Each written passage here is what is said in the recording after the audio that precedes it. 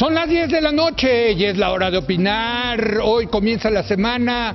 Como todos los lunes tendremos nuestra mesa de debate con Héctor Aguilar Camín, Jorge Castañeda y Javier Tello para discutir dos temas muy polémicos. Primero, vamos a analizar la propuesta de Andrés Manuel López Obrador de hacer una consulta pública sobre el futuro del nuevo Aeropuerto Internacional de la Ciudad de México. Luego vamos a examinar cómo va la renegociación del Tratado de Libre Comercio de América del Norte. Así que quédese aquí en Foro TV, que ya comenzó la hora de opinar.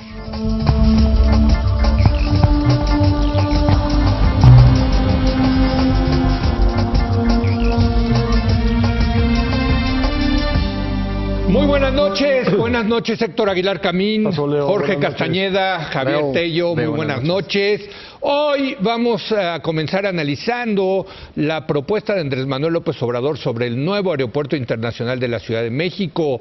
El viernes el presidente electo presentó el dictamen técnico para la viabilidad de la megaconstrucción, en el que dejó abiertas las dos opciones de aeropuerto. O Texcoco, que es donde se está construyendo el nuevo, o Santa Lucía. Subrayó que el proyecto actual implica altos costos, tardaría en concluirse y tendría un impacto ambiental. Sin embargo, sí abrió la propuesta o la puerta para concesionarlo a la iniciativa privada. El equipo de López Obrador mantiene la propuesta de construir, por otra parte, esa es la segunda propuesta, dos pistas en el aeropuerto militar de Santa Lucía y operar de manera simultánea con el actual aeropuerto, el que existe ahorita, el que tomamos todos los que viajamos en avión. Sin embargo, su equipo difundió un estudio de Mitre Research que considera inviable la operación de los dos aeropuertos, es decir, el existente y el nuevo, o el que sería el nuevo en Santa Lucía. Además, habría un costo importante por abortar el proyecto actual del que se está construyendo. Fíjese usted, habría costos hundidos del orden de 100,000 millones de pesos. A partir del 8 de septiembre se harán foros y debates sobre el tema y la decisión se tomará a finales de octubre mediante una consulta pública ciudadana, vinculante y abierta, de la que López Obrador dijo que se respetarán los resultados. Hay mucho que analizar con esto. ¿Por dónde empezamos, Jorge? Bueno, tal vez podamos empezar por reconocer, yo en mi caso, pero yo creo que podemos estar de acuerdo, que ninguno de los cuatro somos expertos en esta materia. Así podríamos empezar todas las mesas. Todas las mesas, casi todas. Es el implícito. Es el implícito de la mesa. Segundo, que quién sabe cómo vayamos a votar o ser consultados. Porque tal vez Javier vote que sí, no sabemos sí qué. Y yo voté que no qué, pues quién sabe. Bueno, no sabemos ni las preguntas, no van a preguntar, ¿no? Pero, que es un asunto endiabladamente complicado, porque tiene implicaciones, como decías ahorita, económicas, financieras, ambientales, de todo tipo. Todo. Y hay algunos elementos que, por ejemplo, no se terminan de mencionar. No mencionaron, creo, el viernes, otro de los costos de Texcoco, que es que se tiene que cerrar Santa Lucía. Tal y como está configurado Texcoco, tengo entendido que tienen que cerrar Santa Lucía y le van a hacer un aeropuerto nuevo a la Fuerza Aérea en Querétaro. Está muy bien, o sea, no tiene nada de malo, pero ese costo, lo que vaya a costar se tiene que sumar a los sobrecostos del nuevo aeropuerto. Que ni siquiera queda claro cuánto va a costar el nuevo aeropuerto. La última cifra que yo pude sacar pública de la autoridad que lo está construyendo, que es el Grupo Aeroportuario Mexicano, son 13,000 millones de dólares. Aunque López Obrador ya mencionó 16,000 millones de dólares. No sé de dónde sacó esa cifra, pero vienen creciendo los costos. Y por cierto, hay que decirlo, es común y corriente en todas las obras, ¿no? En todos. Sí. Entonces, a mí lo que me da la impresión de lo que dijeron el viernes, digamos, yo me quedo con dos conclusiones. Uno, la decisión de hacer Texcoco está tomada. Va a ser Texcoco. Tú sí lo viste así. Yo así lo leí. Va a ser Texcoco. Dos, es la única solución posible. Sí. Dos. Y tres, es una solución desastrosa, aunque sea la única posible. ¿Sí?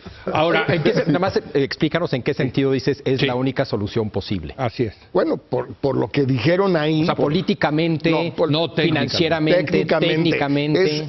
El estudio de MIT Research es un estudio que hasta donde yo recuerdo le fue entregado inicialmente en su forma original a Cedillo. Sí. Cedillo se lo pasó a Fox, a Cerizola. Cerizola lo usó como base para la decisión de hacerlo en Atenco, que es lo mismo, pues. Sí. Lo único que hicieron fue mover un poquito la inclinación de las pistas para que no invada Atenco, pero es el mismo aeropuerto. Sí. Y se basó en ese. Ese es la premisa de ese estudio. Desde entonces es que Santa Lucía y AICM son incompatibles, que por eso se tiene que hacer un nuevo aeropuerto y se tienen que cerrar AICM y Santa Lucía. Ese estudio se actualizó ahora. Quizás por eso fue que llegó tarde en la noche del miércoles, que tampoco se entiende muy bien por qué tarde en la noche, porque no podía llegar temprano en la mañana, en fin.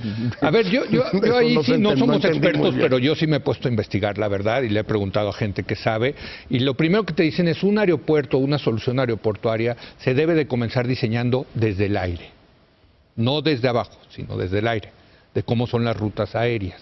Y acá el tema es que si tú habilitas como aeropuerto Santa Lucía con el aeropuerto actual, no caben en el espacio aéreo los dos aeropuertos, o ralentizas, o sea, alentas el aterrizamiento y el despegue de los dos aeropuertos. Por eso, en algo que dijo Javier Jiménez Espriu, increíble, que dijo, bueno, es que si gana el nuevo aeropuerto que sí se está construyendo, pero no caben los dos, pues tampoco van a chocar los aviones, y entonces pues nos vamos a tener que ir con Texcoco. Entonces, si el piso está tan parejo, ¿para qué tanto pisar tanto, Héctor? O sea... Es que el piso, quién sabe cómo está. En también hay un tema de piso. Y el piso donde va a estar el aeropuerto también, quién sabe. Algunos lo sabrán, nosotros no. Yo lo que veo, no sé nada, ni pienso poderme estudiar para estar listo para votar. Pero para opinar. Para opinar. Yo lo que veo es un enredo auténticamente de círculo cuadrado. Auténticamente. Es decir, por una parte, el señor Jiménez Espriu dice que el aeropuerto que se está construyendo es un desastre. Sí. Es un desastre. Eso dice. Sus técnicos dicen que eso no es viable y que eso va a ser un desastre. Muy bien. Y carísimo. Y carísimo. Carísimo. Va a tardar más. Y va a tardar más. Y va a tardar más y se va a comer el lago Carrillo y va... Una catástrofe, como dice. Sí, sí. Hoy lo escribe Jorge Castañeda. Por una parte. Sí. El camello. Por otra parte, Mitre, que son los técnicos a los que manda llamar Jiménez Espriu para su proyecto de 2 pistas en Santa Lucía, le dice que eso no es viable. Lo otro, la alternativa. El alternativo no es viable. Exacto. Pero nos van a poner a votar, quién sabe si en una encuesta o en unas mesas, entre uno u otro. Exacto. Y el pueblo decidirá, el pueblo que es sabio, como nosotros, en materia de aeropuertos, intuye profundamente de qué se trata el asunto. Y entonces vamos a votar por 2 opciones que, según los que conducen el proyecto, son malas. Y cualquiera de esas 2 va a ser vinculatoria y obligatoria.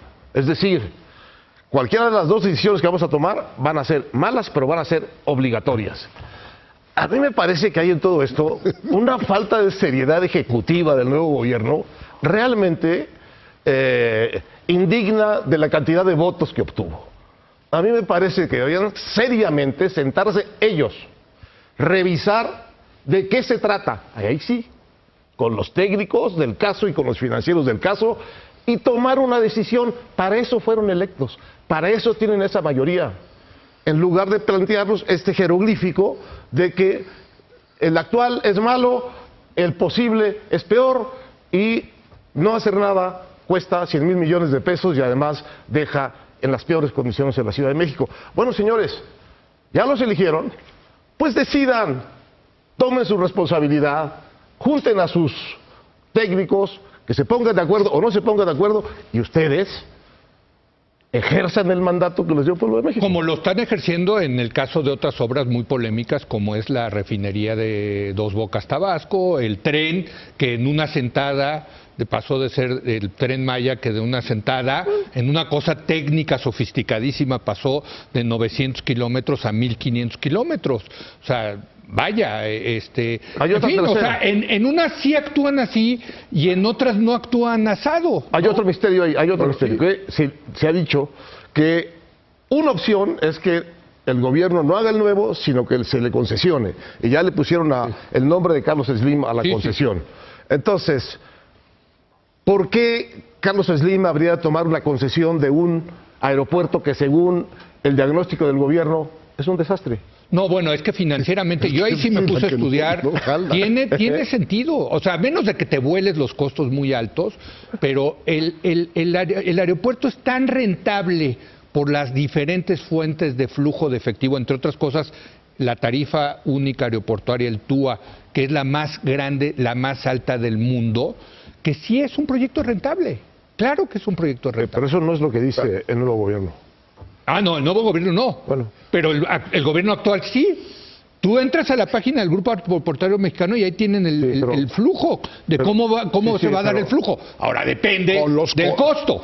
Sí. Depende de si se vuelan mucho los costos, pues ahí sí no hay manera de recuperarlo. Sí. Javier. Sí, en efecto hay un chorro de temas, hay un tema netamente de transporte aéreo, hay un tema urbano, porque estamos hablando de una obra gigantesca en la ciudad que afectará a la ciudad. Estamos hablando de un viejo aeropuerto, algo se tendrá que hacer con ese espacio que afectará a la ciudad. Entonces hay un tema de transporte aéreo, hay un tema urbano, hay un tema de medio ambiente, también complicado, hay un tema de financiamiento y de recursos, tanto si eso no es rentable como si es la mejor manera de gastar esos recursos. Es decir, el hecho de que sea rentable un proyecto no significa que debas hacerlo, porque puede haber un proyecto todavía más rentable, ¿no? Entonces, y está el tema de cómo se toman estas decisiones, referéndum con técnicos, etcétera. Déjame nada más hablar de la parte financiera y recordar, yo estoy de acuerdo, que no, por favor, no se interprete esto como que no importa la parte financiera. Claro que importa y es importantísimo. Pero yo recuerdo que en el siglo XIX, bueno, no recuerdo, he leído que en el siglo XIX se construyeron un chorro de trenes en todo el mundo que eran financieramente viables. El grueso de ellos, no el grueso, pero muchos, después se abandonaron, porque no tenían sentido desde un punto de vista de transporte, etcétera, etcétera. Fueron financieramente viables en su momento, en una coyuntura, y después tronaron o simplemente no sirvieron. Entonces, estoy de acuerdo que lo financieramente... Así funciona el capitalismo. No. O sea, bueno, lo que es un proyecto rentable en el corto plazo no lo puede ser por un cambio de la tecnología, de las preferencias del consumidor. O en el muy corto plazo, porque en efecto las corridas financieras que se hicieron operaron con supuestos que no eran realistas o que cambiaron radicalmente, etcétera, etcétera, que es uno de los argumentos. Pero déjame dejar el tema de financiero. El tema de que es el único posible, por pésima que sea, en parte porque se operó bajo la restricción de que tenía básicamente que ser un aeropuerto, un gran aeropuerto, ¿y dónde lo pones? Existía en su momento la opción de una red de aeropuertos regionales para proveer de transporte aéreo a toda una zona que incluiría Cuernavaca, Querétaro, la Ciudad de México, Toluca, etcétera, ¿no? Puebla. Entonces, estaríamos hablando, Puebla incluso, estaríamos hablando de aeropuertos en Querétaro, Cuernavaca, Puebla, como operan muchas grandes ciudades y zonas metropolitanas del mundo. O sea, eso no sería nada raro. En Nueva York hay tres grandes aeropuertos y algunos chiquitos. En Londres hay por lo menos tres importantes y unos chiquitos, etcétera, etcétera. Entonces, no es una locura pensar en eso. Entonces, no, y durante un rato se llevó a cabo ese proyecto. O sea, hubo un boom del proyecto, por ejemplo, del aeropuerto de Toluca. No, bueno, y que era muy bueno para el poniente de la Ciudad de México. Para el oriente, para el poniente de la Ciudad. Pero probablemente necesitarías más de eso. Pero déjame terminar con el tema del referéndum. Sí.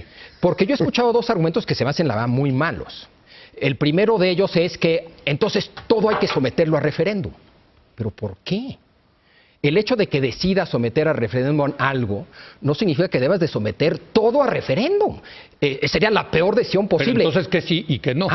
El hecho de que puedas hacer esa pregunta no significa que una vez que decidas someter a referéndum algo, vas a tener que someter todo a referéndum. El hecho de que sometemos a ratificación por parte del Senado ciertos nombramientos no significa que todos los choferes de la administración pública deben de ser ratificados por el Senado. Eso es absurdo. El segundo argumento que he escuchado es que es un tema muy complicado. Bueno, ¿qué más complicado que el aborto? ¿Qué más complicado que Brexit?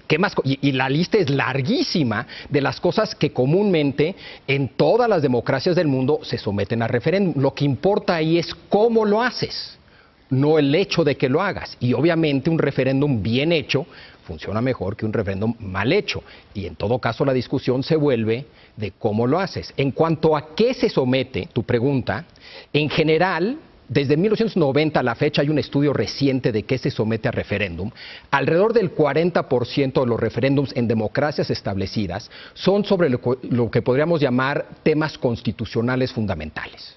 Se separa Escocia de Inglaterra. Sí, el Brexit. No, Brexit no es constitucional. El Brexit son tratados internacionales. Bueno, que tienen... Ese es otro rubro. Muchos juristas dicen que los tratados internacionales tienen la jerarquía de constitucional.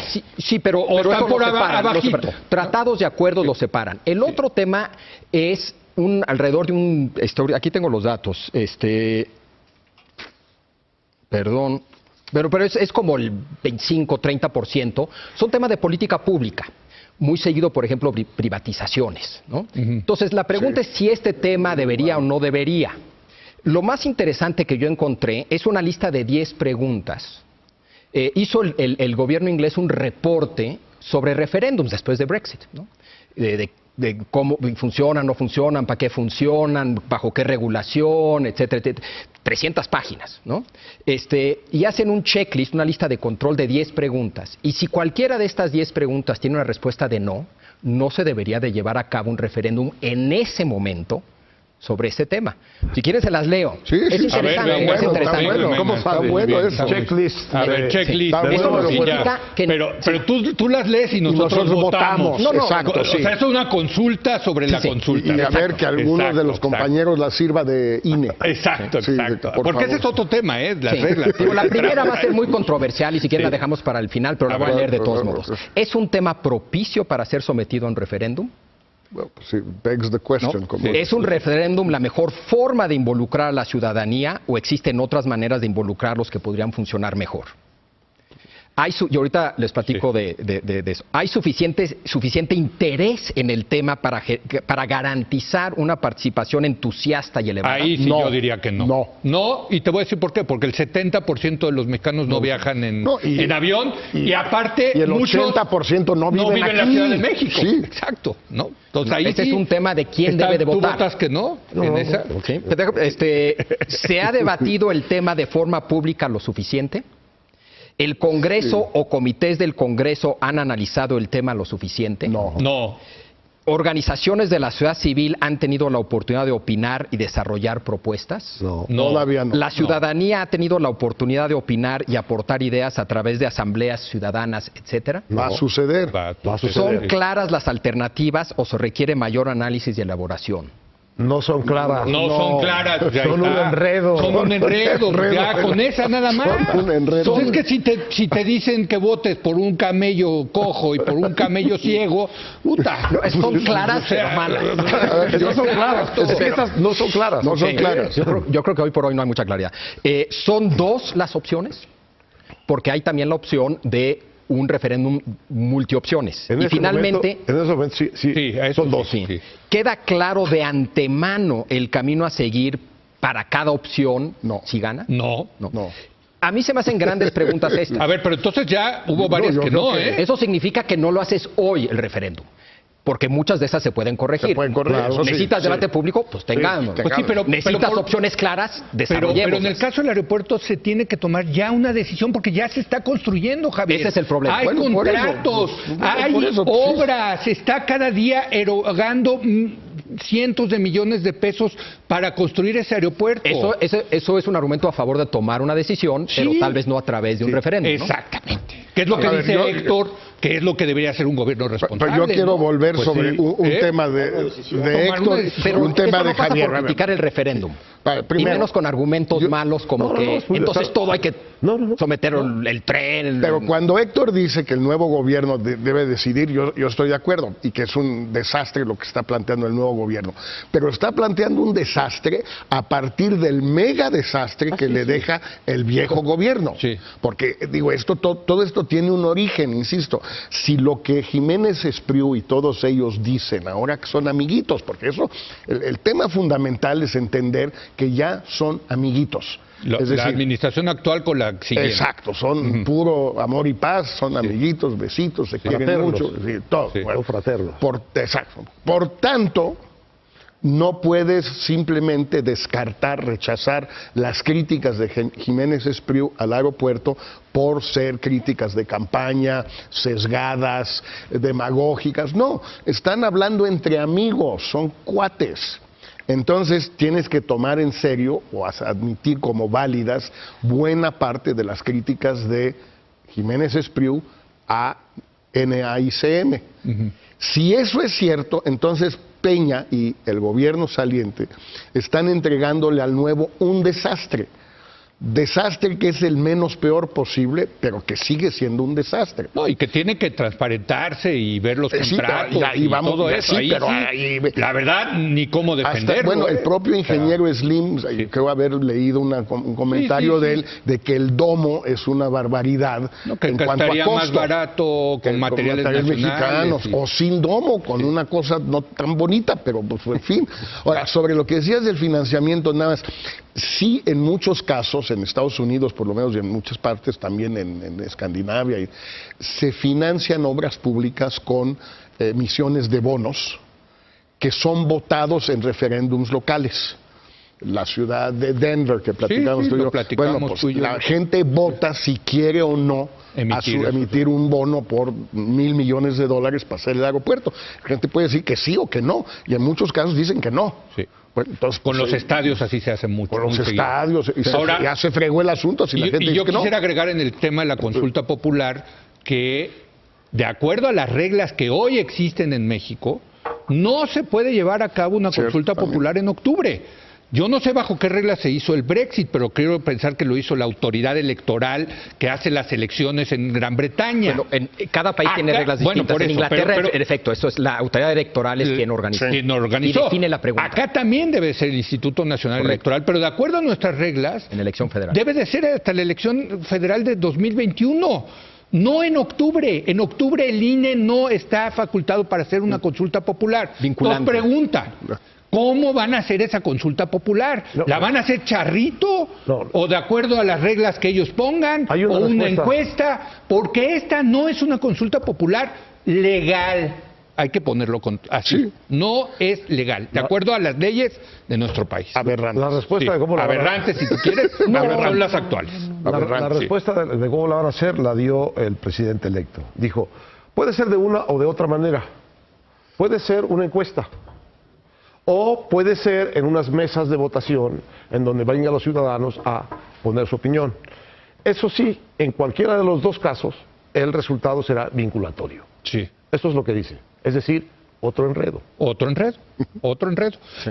Y yo creo que, a ver, yo creo que también aquí hay un caso que nos está diciendo, y perdón salirme del tema de sustancia, pero creo que esto nos está apuntando a lo que va a ser el estilo de personal de gobernar de López Obrador, de que nos va a traer locos en estos enredos y hablando de que si debe, no debe hacer, etcétera. Y siempre con el objetivo de ganar el ciclo de las noticias, de que se esté hablando constantemente de López Obrador y las ocurrencias de López Obrador. Porque, perdón, esto es una gran ocurrencia. Yo sí lo veo como una gran ocurrencia. Yo ahí difiero un poquito. Yo sí creo que veo mucho que criticar en cómo se está desarrollando esto por parte del presidente electo. Sin embargo, yo sí creo que es un tema de la mayor importancia. Sí, claro. Es decir, en ese sentido no es una ocurrencia. Es una ocurrencia lo de Santa Lucía, al parecer, y lo de la consulta popular. No, ¿Cómo entrarle a un tema? Ya lo había dicho Jorge, que veto a saber por qué se decidió cuando se decidió y como se decidió. ¿Qué hacer con ese tipo de decisiones? Hay unas que no son importantes. Hay unas que son muy importantes, como este aeropuerto. ¿Cómo entrarle al tema? Una opción es tú tomas una decisión ejecutiva, pero eso hablaría de que el tema es meramente un tema técnico. Pero aquí, si lo que dice Jorge es cierto, hay una dimensión política y legal que tiene que ver con uno de los grandes temas de la elección, que es corrupción, que tiene que ver con un proyecto de modernización, no el proyecto de modernización. En fin, yo sí creo que es un tema de la mayor seriedad, que igual lo están manejando mal, Leo. Pero yo no quiero minimizar el tema, ¿eh? Sí, ok. Lo que estoy diciendo es que la manera de manejar este tema es a partir de una serie de ocurrencias donde ya no sabes dónde uno está parado. No sabes dónde está parado. Hay un camino más corto y más serio para replantearse el aeropuerto, que es estudiar bien realmente de qué se trata, en dónde están sus debilidades, en dónde están sus sobrecostos, cuáles son las tranzas que hay ahí que multiplican, cuáles son las malas decisiones que hacen que esto vaya a tardar tanto tiempo en estar en operación. Héctor. Y tener un diagnóstico cabal de un gobierno que tiene que decidir sobre esto y que tiene que decidir de una manera inteligente, siendo la manera inteligente a veces la menos dañina, no la mejor de todas. Perdón, Héctor.